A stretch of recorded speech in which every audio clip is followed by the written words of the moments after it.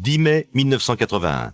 Le socialiste François Mitterrand gagne le deuxième tour des élections présidentielles. Cette victoire est une première dans l'histoire de la Ve République. À gauche, c'est la surprise. Dans les rues, la rose à la main, on laisse éclater une joie aussi bruyante que spontanée.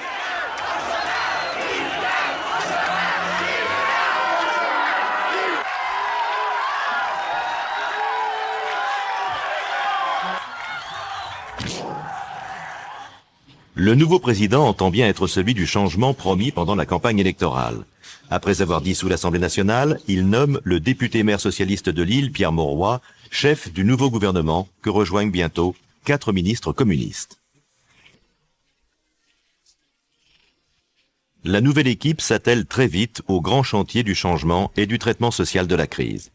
Parmi les grandes réformes votées dès la première année, la loi sur les nationalisations concernant les grands groupes industriels et établissements financiers, le passage aux 39 heures pour la durée légale hebdomadaire du travail et la 5e semaine de congés payés.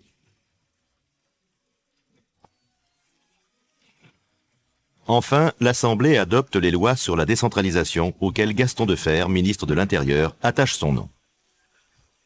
Mais le pari sur une solution socialiste à la crise se heurte aux réalités d'une économie désormais mondialisée. Début 1982, l'inflation atteint 14% et le gouvernement est bientôt contraint à une nouvelle dévaluation du franc. L'agitation monte. Automne 1982, commerçants, industriels, professions libérales descendent dans la rue pour manifester leur exaspération vis-à-vis des réformes.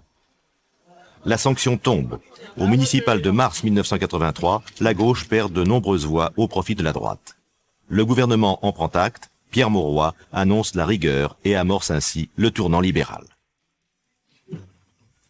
Mais la crise politique s'envenime avec la querelle sur l'école privée et le projet de loi présenté par le ministre Alain Savary. Le 24 juin, ils sont plus d'1 million à défiler à Paris pour défendre l'école libre. C'est un véritable désaveu. Le 14 juillet, François Mitterrand fait une intervention publique pour annoncer le retrait de la loi. Pierre Mauroy démissionne et c'est un proche de Mitterrand, le jeune Laurent Fabius, qui lui succède. Les communistes quittent le gouvernement. Une page est définitivement tournée sur l'expérience socialiste inaugurée en 1981. Un tournant dont saura profiter François Mitterrand, qui va donner au cours de ses 2 septennats une nouvelle dimension à la fonction présidentielle.